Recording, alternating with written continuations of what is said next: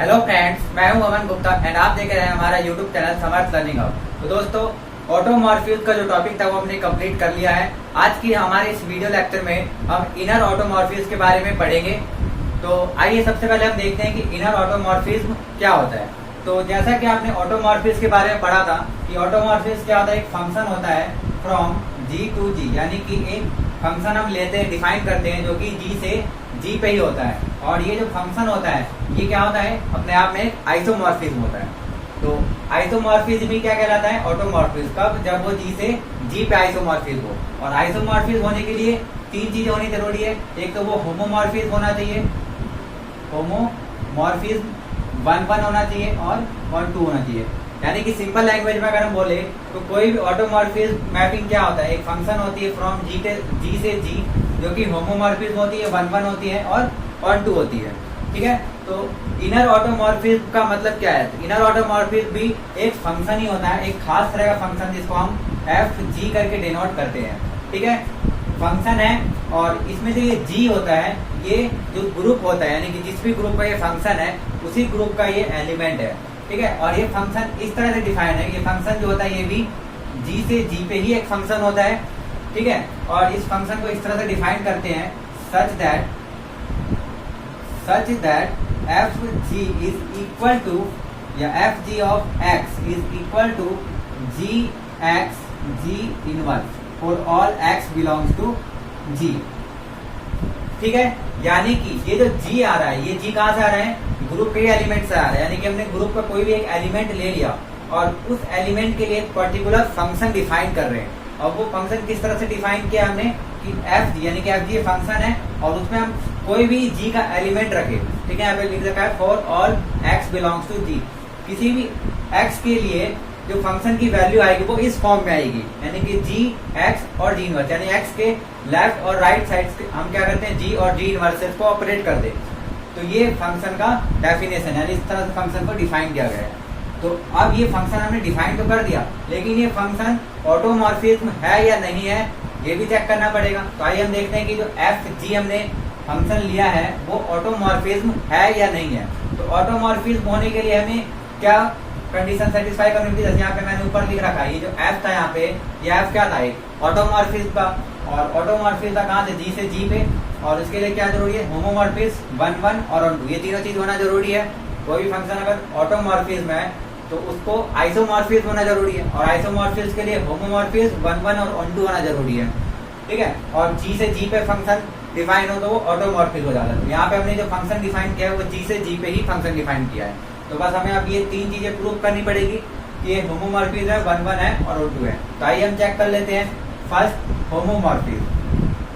Homomorphism prove करने के लिए हमें क्या करना पड़ता है, हमें सिंपली एक कंडीशन सेटिस्फाई करनी पड़ती है ना। वो कंडीशन क्या होता है, होमोमॉर्फिज्म की जो कंडीशन होती है वो होता है F of A B is equal to F A और एफ बी। यानी कि यहाँ पे ये जो ए और बी के बीच में डॉट है, यानी कि ये क्या होता है, एक बाइनरी ऑपरेशन होता है। ठीक है। और यहाँ पे फर्स्ट वाले ग्रुप का बाइनरी ऑपरेशन लेते हैं और यहाँ पे सेकंड वाले ग्रुप का बाइनरी ऑपरेशन लेते हैं। बट क्योंकि ये जो फंक्शन है ये जी से जी पे, यानी कि दोनों ग्रुप क्या है, सेम है ना। यानी जी से जी पे ही ये फंक्शन ले रहे हैं, तो दोनों में बाइनरी ऑपरेशन जो है वो सेम होगा। और उसको मान लेते हैं वो बाइनरी ऑपरेशन डॉट है, यहाँ पे हम दोनों जगह क्या कर देते हैं, डॉट कर देते हैं। तो ये होमोमॉर्फिज्म की कंडीशन होती है। अगर ये कंडीशन सेटिस्फाई हो गया तो वो होमोमॉर्फिज्म फंक्शन कहलाता है। तो यहाँ पे हमें इस फंक्शन को चेक करना है, एफ जी को। तो यहाँ पे हम एफ जी लेते हैं। ठीक है। और कोई भी दो एलिमेंट लेते हैं हम ग्रुप से। यहाँ पे हमने कोई भी दो एलिमेंट लिया ग्रुप से। तो अगर ये F G A B, F G A और इनटू में एफ जी बी के इक्वल आ जाए, यानी कि अगर इस कंडीशन को सेटिस्फाई कर दे तो ये होमोमॉर्फिज्म हो जाएगा। तो आइए हम देखते हैं कि जो एफ जी ए बी है वो इसके इक्वल आता है कि नहीं आता है। तो क्योंकि ये एफ जी जो हमने डिफाइन किया वो किस तरह से डिफाइन किया है, जी एक्स जी इनवर्स, यानी जो भी यहाँ पे एलिमेंट होगा उसके लेफ्ट हैंड से जी से ऑपरेट करना है और राइट हैंड साइड में जी इनवर्स से ऑपरेट करना है। तो यहाँ पे जो एलिमेंट, इस पूरे एलिमेंट को हम एक मान लेते हैं। ये जो पूरा एलिमेंट क्या है, ए बी। ठीक है। यहाँ पे हम लिख सकते हैं कि for all A B belongs to G, यानी कि जी के ही एलिमेंट है ये ए बी। ठीक है। तो इस ए बी को हम पूरा एक एलिमेंट मानते हैं। और अब हमें क्या करना है, लेफ्ट साइड में जी से ऑपरेट करना है और राइट साइड में जी इनवर्स से ऑपरेट करना है। तो ये हमने यहाँ पे लिख दिया। अब हम क्या करते हैं, इसको नेक्स्ट स्टेप में जो ब्रैकेट है इसको हम हटा देते हैं और सिंपली यहाँ पे जी ए बी जी इनवर्स लिखते हैं। अब हम क्या करेंगे, यहाँ पर ए और बी के बीच में एक हम आइडेंटिटी एलिमेंट लिखेंगे, ठीक है। यानी कि जो भी ग्रुप का आइडेंटिटी एलिमेंट होगा हम उसको ई से डिनोट करते हैं। तो यहाँ पे हम आइडेंटिटी एलिमेंट से इसको बीच में ऑपरेट कर देते हैं। और ये आपको पता है कि आइडेंटिटी एलिमेंट को हम कहीं पर किसी भी साइड से किसी भी एलिमेंट से ऑपरेट कर सकते हैं, उसमें कोई भी चेंज नहीं आता। यानी कि अगर ए को ई से ऑपरेट करते हैं तो ए ही बनता है, ई को बी से ऑपरेट करते हैं तो भी बी ही बनता है। यानी कि आइडेंटिटी एलिमेंट को हम कहीं से भी किसी में भी ऑपरेट कर सकते हैं, उससे कोई फर्क नहीं पड़ता है। तो यहाँ पे हमने ई से ऑपरेट कर दिया। अब क्या करेंगे, जी ए इस ई की जगह हम लिखते हैं यहाँ पे जी इनवर्स जी, ठीक है। इस ई की जगह हमने क्या लिख दिया यहाँ पे जी इनवर्स जी, और फिर ये जो बी और जी इनवर्स है ये अलग से है, ठीक है। यहाँ से आप ध्यान समझिएगा, जी और ए ये हमने वही लिखा और बी और जी इनवर्स भी वही लिखा। बस इस ई की जगह हमने क्या कर दिया, यहाँ पे जी इनवर्स जी लिख दिया, क्योंकि जी इनवर्स और जी को जब हम ऑपरेट करते हैं तो वो किसके इक्वल आता है, आइडेंटिटी के इक्वल आता है। तो आइडेंटिटी की जगह हम ये लिख सकते हैं। अब क्योंकि ये सारे एलिमेंट जो है जी ए जी इनवर्स बी, ये सारे के सारे एलिमेंट कहाँ से आ रहे हैं, ग्रुप के एलिमेंट है ना। क्योंकि यहाँ से हमने ए और बी कहाँ से लिया था, ग्रुप से लिया था। और जो जी था ये भी इस ग्रुप का ही एक एलिमेंट आता है। तो अगर जी इस ग्रुप का एलिमेंट है तो जी इनवर्स भी इसी ग्रुप का एलिमेंट होगा, है ना, क्योंकि ये ग्रुप है। तो अगर ये ग्रुप है और ग्रुप के सारे एलिमेंट है तो यहाँ पे एसोसिएटिव लॉ सेटिस्फाई होता है। तो यहाँ पे हम किसी भी एलिमेंट को कहीं से भी किसी भी तरह से ऑपरेट कर सकते हैं। तो हम पहले इन तीनों को एक साथ रख लेते हैं और फिर ये जो जी है इसको इसके साथ कर लेते हैं, ठीक है। तो यहाँ से आप देख सकते हो कि जी ए और जी इनवर्स जो है वो कुछ इस फॉर्मेट का बन गया, जी एक्स जी इनवर्स। और ये किसकी इमेज होती है, एक्स की, यानी कि यहाँ पे जो एलिमेंट होता है उसकी इमेज होती है। यहाँ पे अगर ए है तो इसकी जगह हम क्या लिख सकते हैं, एफ जी ऑफ ए। और इसी तरीके से यहाँ पे बीच में अगर बी है तो उसको क्या लिख देंगे, एफ जी ऑफ बी। तो यहाँ से आप देख सकते हैं कि हमने स्टार्टिंग किया था एफ जी ए बी, यानी इनको एक साथ लेकर चले थे। यहाँ पे हमने देख लिया कि ये दोनों अलग अलग ब्रेक हो गए, यानी कि जो होमोमॉर्फिक की जो प्रॉपर्टी यानी कि जो ये कंडीशन होती है सेटिस्फाई यहाँ पर हो गई। तो इसका मतलब जो एफ जी है जो हमने फंक्शन लिया था वो एक होमोमॉर्फिक फंक्शन है, ठीक है। अब हमें चेक करना है कि ये 1 1 और 1 2 है या नहीं है। तो आइए अब हम चेक कर लेते हैं कि ये 1 1 और 1 2 है या नहीं। तो अब हम चेक करेंगे सेकेंड 1 1, ठीक है। तो 1 1 होने के लिए क्या कंडीशन होना चाहिए, 1 1 होने के लिए सिंपली अगर हमारे पास दो ग्रुप दिए हुए हैं, हम एक फंक्शन डिफाइन कर रहे हैं यहाँ पे एफ जी, ठीक है। तो 1 1 का मतलब क्या होता है, यहाँ पे जितने भी एलिमेंट्स हैं उन सब की एक यूनिक इमेज होनी चाहिए इस जी के अंदर, यानी क्योंकि यहाँ पे दोनों जी क्या है, सेम है। यानी कि यहाँ पे जितने भी एलिमेंट्स हैं उन सब का एक यूनिक इमेज इसके अंदर होना चाहिए और एक सिंगल, यानी कि हर एक एलिमेंट का सिर्फ एक ही इमेज होना चाहिए, ठीक है। आइए हम चेक कर लेते हैं। तो यहाँ पे हम क्या करते हैं, मान लेते हैं ऐसे एफ जी ऑफ ए और एफ जी ऑफ बी, यानी कि हमने ये दो एलिमेंट लिया है यहाँ से, यानी को डोमेन से हम दो एलिमेंट ले रहे हैं, क्योंकि ये क्या है, इमेजेस है। ये एफ जी ए और एफ जी बी क्या है, इमेजेस है, दो अलग अलग एलिमेंट ए और बी के। तो यहाँ पे हम मान लेते हैं कि दो इमेजेस इक्वल हो गई, ठीक है। यानी कि ए और बी के ये जो है एफ जी ए ये ए का इमेज है और ये एफ जी बी है ये बी का इमेज है। तो हम मान लेते हैं कि ये दोनों इमेज इक्वल है। बट अगर ये 1 1 है तो अगर दो इमेज इक्वल हुई तो दो इमेज इक्वल कब हो सकती है, जब वो दोनों एलिमेंट सेम हो, यानी कि जिस भी एलिमेंट की वो इमेजेस है वो सेम होनी चाहिए। तो आइए हम चेक कर लेते हैं यहाँ पर एफ जी ए की जगह हम क्या कर सकते हैं, यहाँ पे अगर हम इस कंडीशन को देखें तो एफ जी ए की जगह हम क्या करेंगे, जी ए जी इनवर्स, और एफ जी बी की जगह क्या कर देंगे हम, जी बी जी इनवर्स। अब क्योंकि ये जो एलिमेंट्स आ रहे हैं ये कहाँ से आ रहे हैं, ग्रुप से आ रहे हैं, और ग्रुप में हमने एक प्रॉपर्टीज पढ़ी थी कैंसिलेशन लॉ, ठीक है।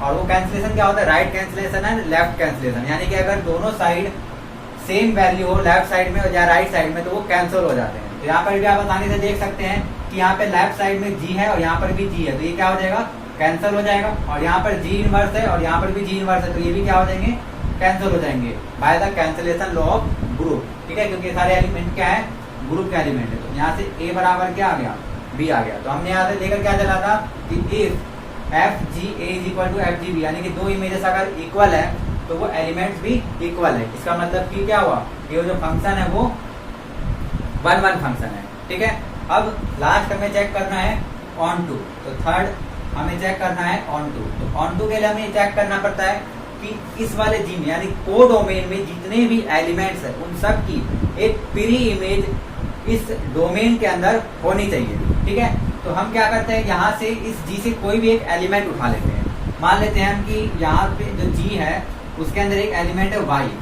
ठीक है, यहाँ पे एक एलिमेंट हम वाई मान लेते हैं फ्रॉम जी, यानी कि हम को डोमेन से ले रहे हैं वो एलिमेंट, क्योंकि यहाँ पे डोमेन और को डोमेन दोनों क्या है, सेम ही है, क्योंकि जी से जी पे ही जा रहे हैं ये फंक्शन। ठीक है, तो इस वाई को हमने मान लिया जी से, और हम मान लेते हैं कि ये को डोमेन का एक एलिमेंट है। ठीक है, हम इसको को डोमेन की तरह से लेकर चल रहे हैं। अगर ये को डोमेन का एक एलिमेंट है तो ये एक इमेज की फॉर्म का होगा, है ना। हम ये चेक करना है कि जो वाई है वो एक किसी का इमेज है या नहीं है, क्योंकि यहाँ पे जितने भी एलिमेंट है उस सबका एक प्री इमेज होना चाहिए, यानी कि वो किसी ना किसी का इमेज होना चाहिए।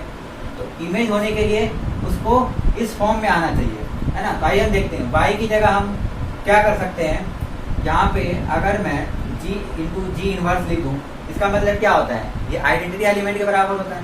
और फिर यहाँ पे मैं वाई लिखूँ और फिर यहाँ पर दोबारा से जी इंटू जी इनवर्स कर दूँ। ठीक है, तो कोई फर्क नहीं पड़ेगा, क्योंकि वाई तो वाई है। इसको हमने क्या किया, लेफ्ट साइड से जी इंटू जी इनवर्स से ऑपरेट किया, और राइट साइड में भी जी इंटू जी इनवर्स है, क्योंकि ये जी इंटू जी इनवर्स क्या है, एक तरह से आइडेंटिटी एलिमेंट ही है। तो आइडेंटिटी एलिमेंट से हम कितनी बार भी ऑपरेट कर सकते हैं, कोई फर्क नहीं पड़ता। तो अब हम क्या करते हैं, अब जी और ये जो जी इनवर्स वाई जी है इसको एक साथ हम लिख लेते हैं, जी इनवर्स वाई जी, इसको एक साथ हमने लिख लिया और यहाँ पर क्या कर दिया, जी इनवर्स कर दिया। तो अब ध्यान से अगर हम देखें तो ये कुछ इस तरह का ही बना हुआ है, क्योंकि यहाँ पे बीच में क्या आता है, एक्स आता है, और एक साइड जी होता है और एक साइड जी इनवर्स होता है। तो यहाँ पर भी अगर हम इस पूरे को एक एलिमेंट मान के चले, अगर ये पूरा एक एलिमेंट है तो लेफ्ट साइड में जी और राइट साइड में जी इनवर्स ऑपरेट हो रहा है। तो इसकी जगह हम क्या लिख सकते हैं, यानी कि ये जो होता है किसकी इमेज होती है, एक्स की। तो इसकी जगह हम क्या लिख सकते हैं, एफ जी ऑफ ये पूरा एलिमेंट, यानी कि जी इनवर्स वाई जी। तो यहाँ से आप देख रहे हैं कि जो y है वो किसकी इमेज है, जी इनवर्स वाई जी, यानी कि जी इनवर्स वाई जी जो एक एलिमेंट होगा वो भी इस ग्रुप का ही एलिमेंट होगा। क्यों, क्योंकि y कहाँ का एलिमेंट है, जी का एलिमेंट है, और ये जी भी कहाँ का एलिमेंट है, जी का ही एलिमेंट है। और जी अगर जी में है तो जी इनवर्स भी जी में ही होगा, और इनको अगर हम ऑपरेट करें तो भी वो जी में ही होगा। क्यों होगा, क्योंकि ये ग्रुप है और ये क्लोजर एक्सियम्स को सेटिस्फाई करती है। तो ये इनको ऑपरेट करने पे जो एलिमेंट बनेगा वो भी इस जी का ही एक एलिमेंट होगा। यानी कि यहाँ पर जितने भी जी हैं, यानी जितने भी इसके अंदर एलिमेंट्स हैं, उन सब का एक प्री इमेज इसके अंदर हमें आसानी से मिल जाएगा। जैसे कि यहाँ पे हमने कोई भी एलिमेंट वाई लिया तो वो किसका इमेज है, जी इनवर्स वाई जी का, यानी कि इसका जो प्री इमेज है वो क्या है, ये है। तो यहाँ से ये ऑन टू प्रूफ हो गया। तो इसका मतलब हमने ये प्रूफ कर दिया कि जो एफ जी है वो एक ऑटोमॉर्फिज्म है, क्योंकि ये होमोमॉर्फिज्म हो गया, 1 1 हो गया और 1 2 हो गया। और ये फंक्शन हमने जी से जी पे डिफाइन किया था, इसलिए ये ऑटोमॉर्फिज्म फंक्शन है। और इस फंक्शन को हम क्या बोलते हैं, इनर ऑटोमॉर्फिज्म, यानी कि जो एफ जी होता है, एफ जी को हम क्या बोलते हैं, इनर ऑटोमॉर्फिज्म। ठीक है, अब सवाल आता है कि ये जो इनर ऑटोमॉर्फिज्म ये खास तरह के फंक्शन होते हैं, लेकिन एक ग्रुप के अंदर जरूरी है कि सिर्फ एक ही इनर ऑटोमॉर्फिज्म हो, एक से ज्यादा कई सारे ऑटोमॉर्फिज्म हो सकते हैं। क्योंकि ये जो जी है हमने इस जी का ही एक एलिमेंट लिया है, तो इस जी की जगह अगर हम इस जी का कोई दूसरा एलिमेंट ले लें, जैसे हम एफ एच ले लें, यानी कि इस जी में कोई एच एलिमेंट होगा या और कोई दूसरा एलिमेंट होंगे, जितने भी एलिमेंट्स होंगे यानी कि उन एलिमेंट से हम इस फंक्शन को डिफाइन कर सकते हैं। ठीक है, और अगर हम इन सभी इनर ऑटोमॉर्फिज्म का एक कलेक्शन बनाए, एक सेट बनाए, तो उस सेट को हम बोलते हैं इनर ऑफ जी। ठीक है, यानी इनर ऑटोमॉर्फिज्म ऑफ जी। तो ये क्या होता है, एक कलेक्शन होता है, एक सेट होता है इसका all inner automorphism of G. ठीक है, अब आगे हम ये भी पढ़ेंगे कि जो इनर ऑटोमॉर्फिज्म ऑफ जी होता है ये एक नॉर्मल सब ग्रुप होता है ऑट जी का। और ऑट जी क्या होता है, अपने आप में एक ग्रुप होता है, जो कि हमने पिछली क्लासेस में पढ़ रखा है। अगर आपने वो वीडियो नहीं देखा हो तो आई बटन पे आप देख सकते हैं वो वीडियो। तो आइए अब हम कुछ क्वेश्चंस लेते हैं। तो क्वेश्चन है,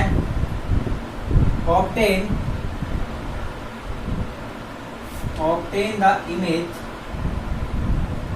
of fg belongs to inner G, यानी कि इनर ऑटोमॉर्फिज्म ऑफ जी, ठीक है, वेयर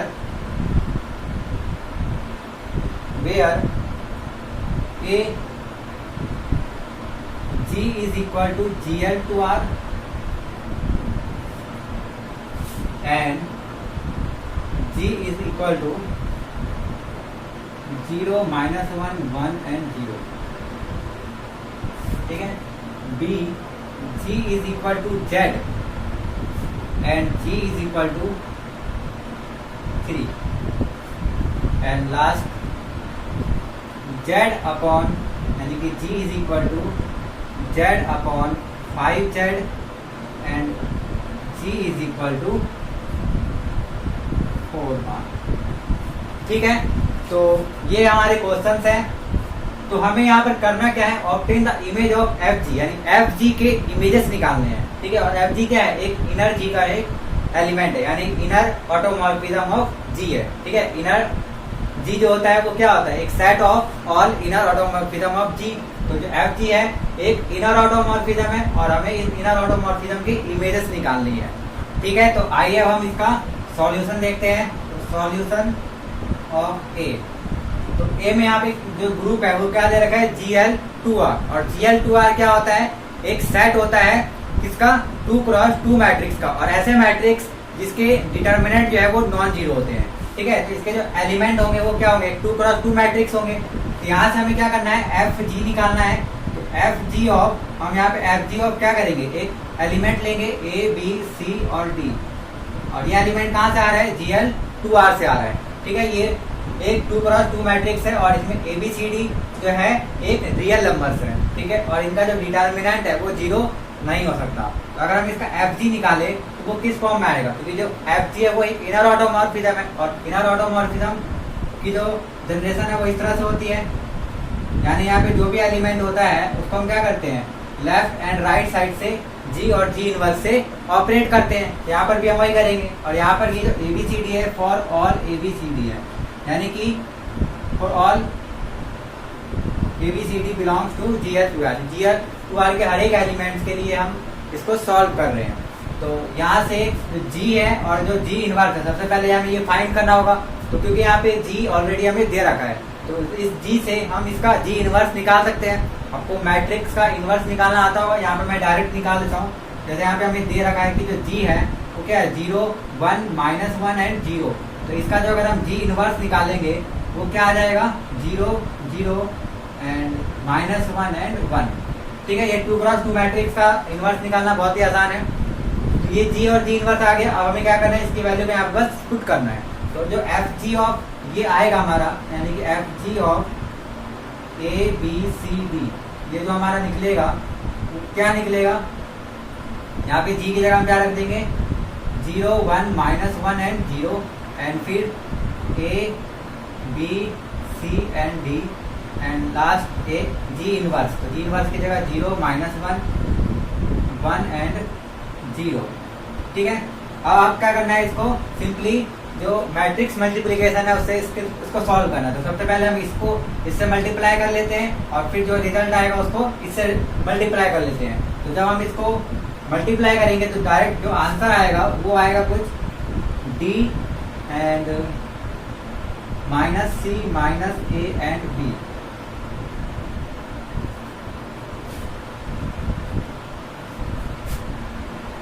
-B एंड A, ठीक है। ये आप सॉल्व करके देख सकते हैं, यही आएगा। तो इससे हमारा जो FG ऑफ ABCD है वो हमारा यहाँ से निकल गया। और ABCD जो था एक जनरल फॉर्म है किसका, GL2R के एलिमेंट्स का। यानी कि ये जो आंसर आया है ये पूरे GL2R जितने भी एलिमेंट्स हैं उन सब के लिए है FG का। यानी कि यहाँ से हम डायरेक्ट इसको लिख सकते हैं कि FG ऑफ GL2R जो होगा वो क्या हो जाएगा, यहाँ पर ये हो जाएगा D C -C and -B and A, ठीक है। Such that ABCD belongs to GL2R, यानी कि इन सब का एक सेट बनेगा। क्योंकि जो D C A यानी ABCD जो है कुछ एलिमेंट, यानी कि कोई नंबर है, रियल नंबर है, तो यहाँ पे हम कोई भी वैल्यू पुट करते हैं, यानी कि कोई सा भी एक एलिमेंट हम लेते हैं ABCD के फॉर्म का, वो इस फॉर्म का आ जाएगा, यानी कि A यहाँ पर आ जाएगा, B माइनस में आ जाएगा यहाँ पर, C जो है यहाँ पर माइनस C हो जाएगा, और जो D की जगह जो वैल्यू है वो यहाँ पर आ जाएगी, यानी इस फॉर्मेट का हो जाएगा। तो ये FG हमारा फर्स्ट A का निकल गया। अब आइए हम सेकेंड और थर्ड वाले को भी इसी तरह सॉल्व कर लेते हैं। तो जो सेकेंड और थर्ड है ये बहुत ही सिंपल है। जैसे कि जो सेकेंड में हमें जो ग्रुप दिया हुआ है वो क्या दिया हुआ है, इंटीजर्स यानी Z, ठीक है। तो इंटीजर्स बहुत ही आसान सिंपल ग्रुप होता है, और इसमें जो G हमें लेना है वो क्या लेना है, 3 लेना है। तो यहाँ से हमें क्या करना है, FG निकालना है। तो यहाँ से हम FG ऑफ कोई भी एक एलिमेंट हम मान लेते हैं A, ठीक है। जो A है वो क्या है, एक इंटीजर है, ठीक है। तो किसी भी इंटीजर A के लिए अगर हम FG ऑफ A यानी कि उसकी इमेज निकाले तो वो किस फॉर्म का आएगा, G, और यहाँ पर जो ऑपरेशन होता है वो क्या होता है, प्लस होता है, ठीक है। यानी कि जो इंटीजर्स का सेट होता है वो प्लस के बाइनरी ऑपरेशन के साथ ग्रुप बनाता है।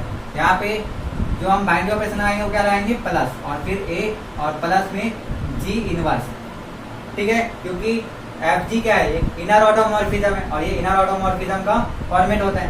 तो G plus A plus G inverse. अब यहाँ से हम देखें कि जो हमारा G है वो क्या है, 3 है। तो यहाँ पे हम G की जगह क्या करते हैं, 3 लिख देते हैं, और प्लस में A, और जो G इनवर्स है, G इनवर्स यहाँ पर अगर हम 3 का इनवर्स निकालें तो वो क्या आएगा, -3 आएगा, है ना। क्योंकि जो इंटीजर्स का ग्रुप होता है उसमें जो किसी भी एलिमेंट का इनवर्स क्या होता है, उसका नेगेटिव नंबर।